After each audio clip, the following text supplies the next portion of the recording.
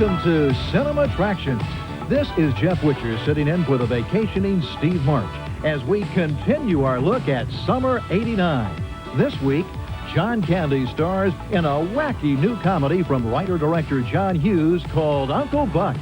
Then, it's a love rectangle when three beautiful women find themselves engaged to Mark Harmon in Worth Winning. We'll also go on location and visit with Dennis Quaid and Jerry Lee Lewis for the filming of the rock and roll biography, Great Balls of Fire. We've got all this and our box office countdown featuring the biggest opening in Hollywood history. In 1987, John Hughes and John Candy teamed up to bring us the $50 million hit comedy, Planes, Trains, and Automobiles.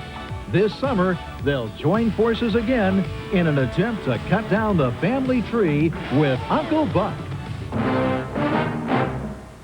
Where do you live? The city. Do you have a house? Apartment. Or a rent? Rent. What do you do for a living? Lots of things. Where's your office? I don't have one. How come? I don't need one. Where's your wife? Don't have one. How come? It's a long story. Do you have kids? No, I don't. How come? It's an even longer story. Are you my dad's brother? I'm your dad's brother, all right. Buck Russell had always been the black sheep of the family. I'm stunned that I'm related to you. Until one night, Buck, we have a problem with the kids. We're stuck for somebody to watch them. Oh, please, not that. Can we trust him? He's my brother, for God's sake. I won't let him get into that Satan stuff or any of the new chicks. I'll leave that for me. Wow. I'm kidding, huh? now he's making them breakfast, Cigar? No, thanks. making them lunch, and making them crazy. What did you do? He's irresistible. And I want to ask you why I'm so attracted to you. I wouldn't even guess at that. He's unbelievable. I'm Anita Orgar. I'm Buck Melanoma. Molly Russell's ward. He's John Candy as Uncle Buck. What does he like to drink? I've been leaving the toilet seats up. Is that what the blue water is? It's not good for him, huh?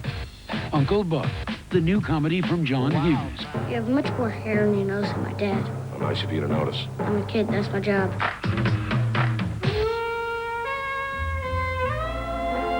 Another late July release takes summer school's Mark Harmon out of the classroom and into the bedroom when gambling reaches an all-time low with Worth Winning.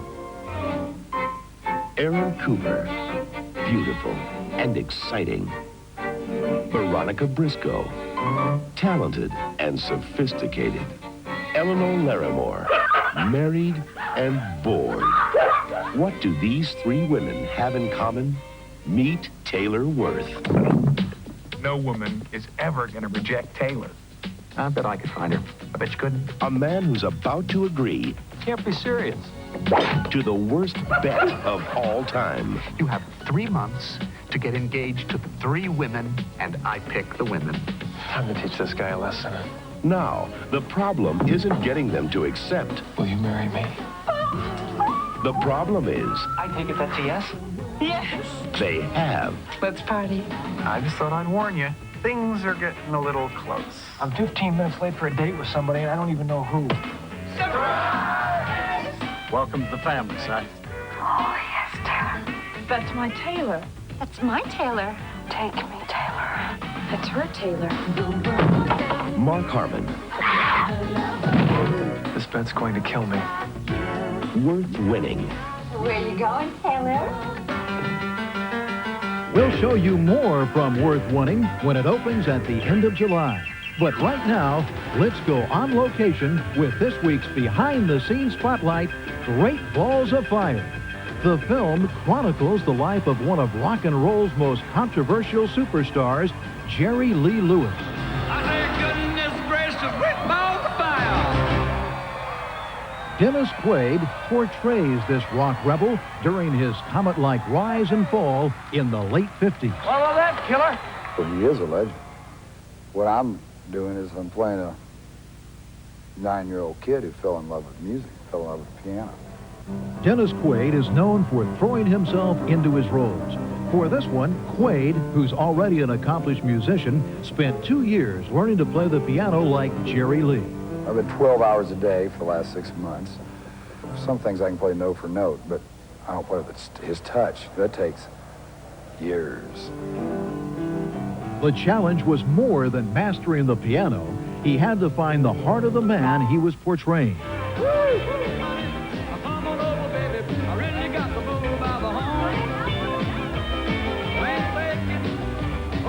It's rare that an actor gets to shake hands with the character he plays. On the set of Great Balls of Fire, Quaid got first-hand coaching from the master himself. Ready, and play back. First take, actually, Jerry Lewis was at my back, and I felt a little nervous about that. But then first take was over, and went, oh, what the hell?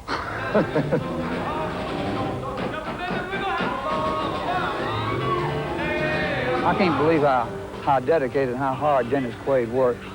I thought I used to be a pretty powerful dude myself, but I don't think I could hack that. Well, I'd be nervous if somebody was doing my last tour, too. And, I mean, I welcome his presence on the set. Glad to hear, Mayor. Anytime. Didn't want to intrude, but I thought I'd drop by and say howdy. It was this collaboration that brought the killer story to the screen. The reward for 8 long years of hard work for producer Adam Fields. Jerry wouldn't listen to anybody. He never has and he never will. Jerry Lee is going to do what Jerry Lee wants to do. That's the good side and the bad side of trying to make a movie with him. He's going to do what he wants to do. They said, well, Jerry, how do you feel about Dennis Quaid being a star over you? I said, how do you feel about your ass being mud if this movie ain't a hit? One of the reasons I'm playing Jerry Lee Lewis, one of the big reasons is he tells the truth about things. Let's do that shaking song. Man, we can't play that nigger music in here. These rednecks might lynch us. Are you crazy? Yeah. Dennis, okay. Give me a look over here.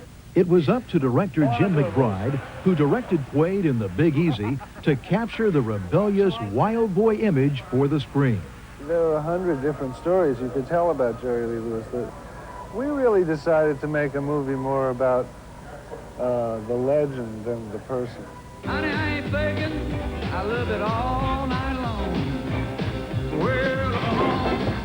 The legend was born on national television and soon spread to the country's airwaves. It's going to be bigger than the Big E, Carl Perkins, and Johnny Cash, all three of them combined. That's me! The name of the song is Crazy Arms, and the singer is Jerry Lewis.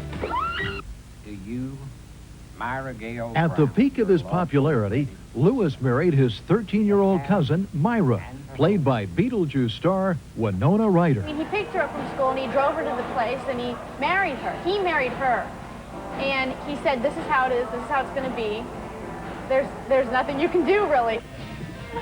The movie is based on Myra Lewis's book about her marriage and life with Jerry Lee. When you see Winona's face, you will know what I felt like, because her face says what I felt like. It was overwhelming, it was scary and wonderful all at the same time. But the marriage turned his fans against him and caused a scandal in England that sent his career into a tailspin. Mr. Lewis, is it true that you're married to this girl? Yes, I am. Brace yourself, England. The child bride in question is 13 years of age, and furthermore, she's his cousin. Second cousin twice removed. Ladle, brother! Baby, snatcher! Rock and roll scared people. They were already laying for somebody in rock and roll, and the opportunity came along, and they got him, Man, I am Jerry Lee Lewis. I am the goddamn king. I have a God-given talent. And what the hell I got to apologize for? It sent him off on a long period of hard times. I mean, really, literally from $10,000 a night back to $100 a week honky tonks. But they didn't kill him. I mean, he's still around. I've got a lot out of life, and I hope to get a lot more. Now, I expect to. What God has in store for me, I don't know. So if I'm going to hell, I'm going there playing the piano. I'll tell you, I know why they call him a killer. It's hard. It's just been really tough. You shake my nerves and you rattle my brain. Too much love drives a man insane. You broke my will, but what a thrill. Getting this wreck is just great balls of fire. Look for Great Balls of Fire in next week's Hollywood Countdown. Coming up next, it's this week's Countdown, as Hollywood celebrates the biggest weekend in motion picture history.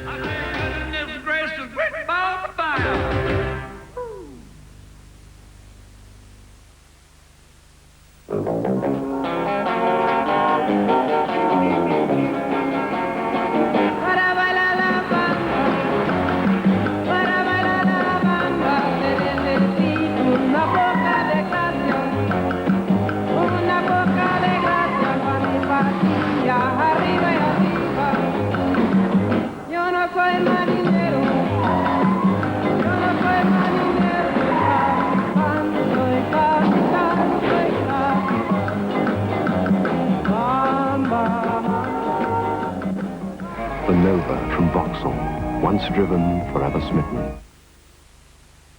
You're looking sharp, you're looking good, you've come so far. We know how to make the most of who you are.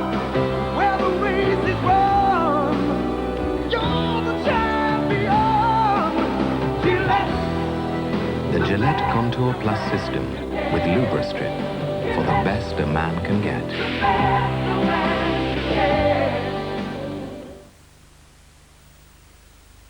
19-year-old Stephen Webster was killed outright last Monday when the car he was driving was involved in a head-on collision with an estate car travelling at speed on the Launceston High Road.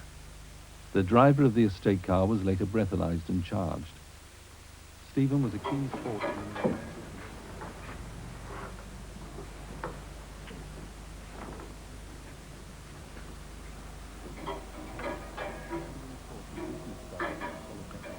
And lived with his parents in Hurlingham Gardens.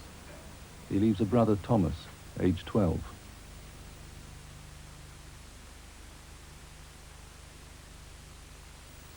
Well, you know how to show a girl a good time.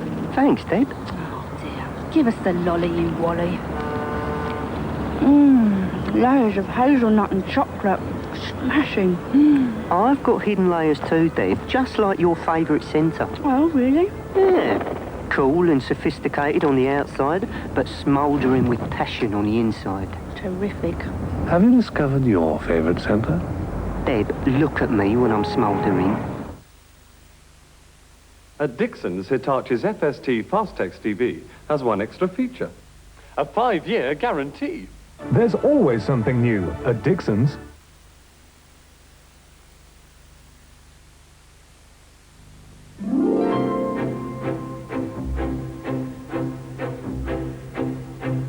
We're back with this week's record-breaking Hollywood Countdown.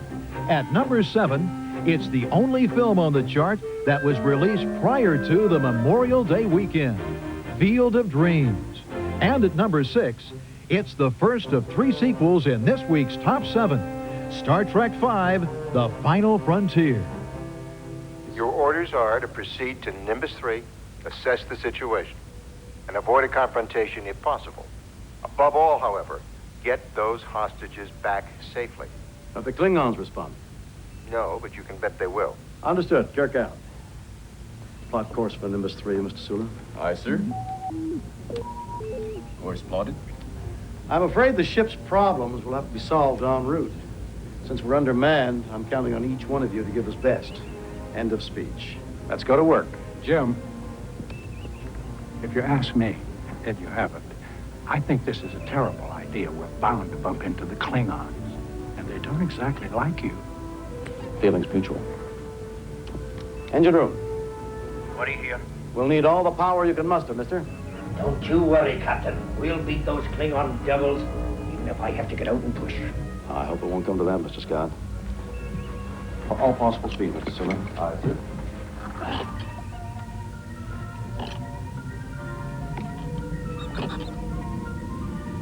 What's the matter, Jim? I miss my old chair.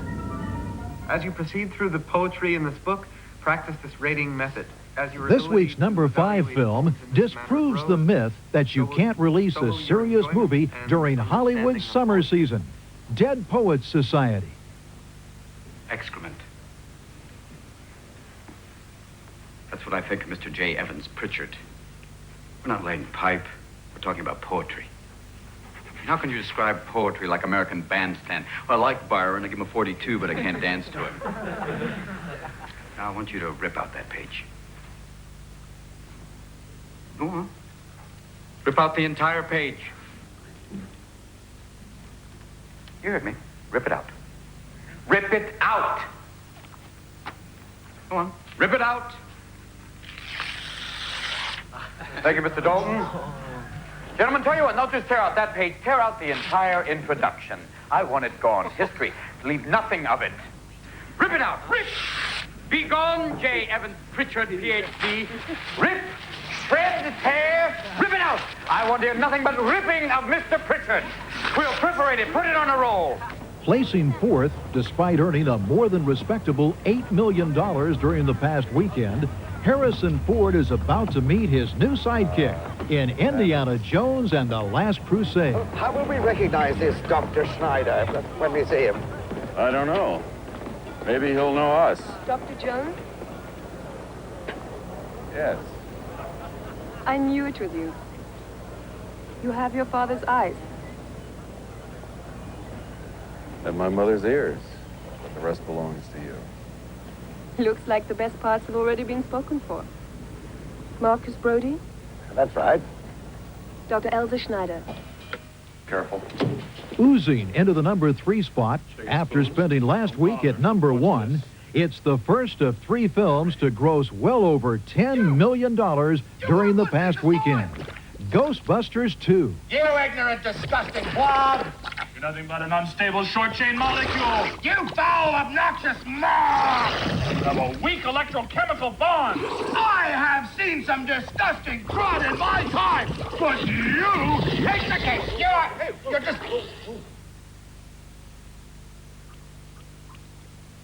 This is what you do with your spare time. Peter, this is an incredible breakthrough. I mean, what a discovery, a psychoreactive substance. Whatever this stuff is, it responds to human emotional states.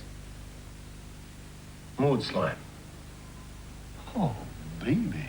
Huh. You mean this stuff actually feeds on bad vibes? Like a cop in a donut factory. We've been running tests to see if we can get an equally strong positive reaction. What kind of test?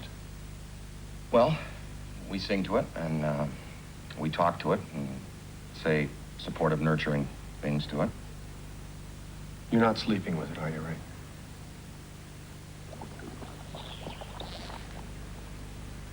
Oh, you. It's always the quiet ones. You hound. I called the police. What's on your head? I was looking for the kids. Where, in a coal mine? They're in the backyard. Making its debut in this week's number 2 spot, it's the biggest opening weekend ever for a Walt Disney film. Ghostbusters star Rick Moranis loses his children in Honey, I Shrunk the Kids. Are you trying to tell me you did it? It works. The machine works. Do the kids know? Well, yeah, the kids know. That's great. It's not that great. Why? I shrunk the kids. What? And the Thompson kids, too. They're about this big. They're in the backyard. What? Threw them out with the trash. Stay here. I'll get the door. Yes? Did, you report some missing children? Oh, there must be some mistake. Ours are in the backyard. Right, honey? Exceeding the $10 million mark in each of its first 3 days of release and shattering every box office record with over $40 million during its weekend debut, Bat fans are going bat crazy over Batman. Exactly 50 years ago in New York City, an 18-year-old boy sat down and created Batman. Now Bob Kane can see his invention spring into life like never before. Well, I was born with a proverbial golden pencil in my hand. I guess I've been drawing ever since I was 5 years old. When I was a kid, I was always interested in the innovative stages of the locomotive, of the steam engine, of the flying machine. All automobiles, all early innovations always fascinated me. And I saw this book by Leonardo da Vinci when I was 13. And da Vinci had a quote, "Your bird shall have no other wings but that of a bat." And he actually, there it was for me, a Batman. Today, that vintage edition of Detective Comics is worth more than $20,000. And many millions more are being spent on the Gruber Peters movie of Batman from Warner Brothers. Starring Jack Nicholson as the Joker, Michael Keaton in the title role, and Kim Basinger as Vicky Vale. Don't kill me, man! I'm not going to kill you. I want you to do me a favor. I want you to tell all your friends about me. What are you? I'm Batman. He'll be the Batman of the 90s because he's a realistic Batman. He's not the typical, atypical image. And sometimes when you go against typecasting, you have even a better show. When I heard about them doing the movie again at Pinewood, the only actor I could think of was Jack Nicholson. He is the Joker. He's not the opposite. Always brings a smile to my face. Terrorizes. Wait till they get a load of me. Here I am at Pinewood Studios in England, looking at Gotham City transposed from my hometown of New York. When I was just a kid growing up in New York City, walking in the mean streets of Manhattan, I envisioned Gotham the way I see it now at Pinewood. They've got every brick and every building and cornerstone here. It's just marvelous.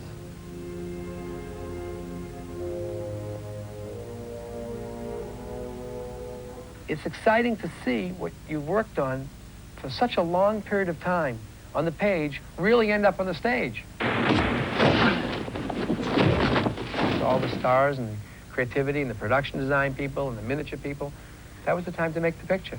I mean, whether or not you know Batman from the comics, any form of the comics, television series, whether you haven't seen it at all, I think what you'll have is a very interesting, surprising action story with a bunch of weird characters running around.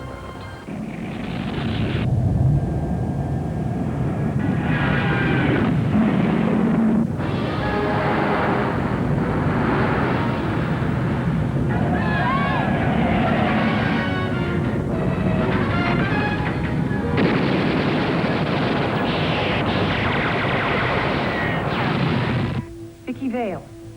Bruce Wayne. And what do you do for a living? Lieutenant, is there a 6-foot bat in Gotham City? Nice outfit.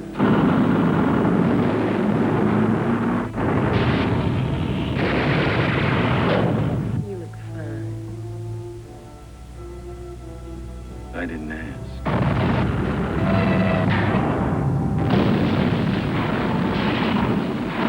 I have given a name to my pain. What are you?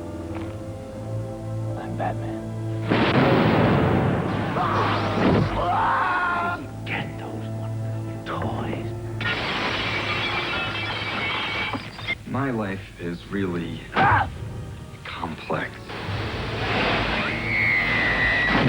Winged freak terrorizes. Wait till they get a load of me.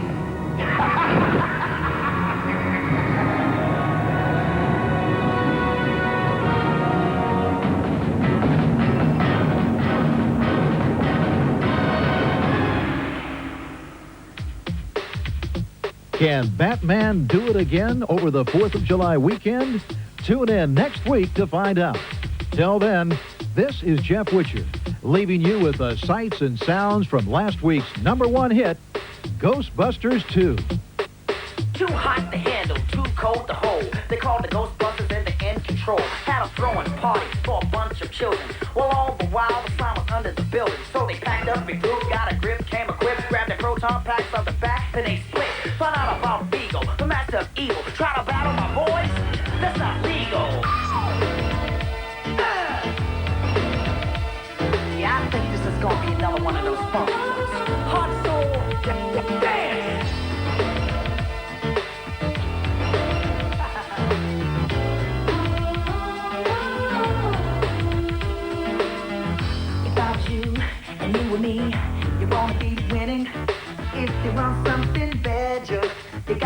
give you all. 'Cause I believe so much in we, and no, we're not kidding. If you feel the same as me, you gotta wanna take the ball. Gotta find out that nothing is given. Don't know where the cards may fall. All I know is that we've gotta get it. We've gotta make it on the road. Well, I guess we're gonna have to take control. If it's up to us, we've got to take it home. Now can't you see that all we need to be a go-getter? Gotta make your own decision. You gotta go for what you know. It comes a time in our lives you wanna be bigger.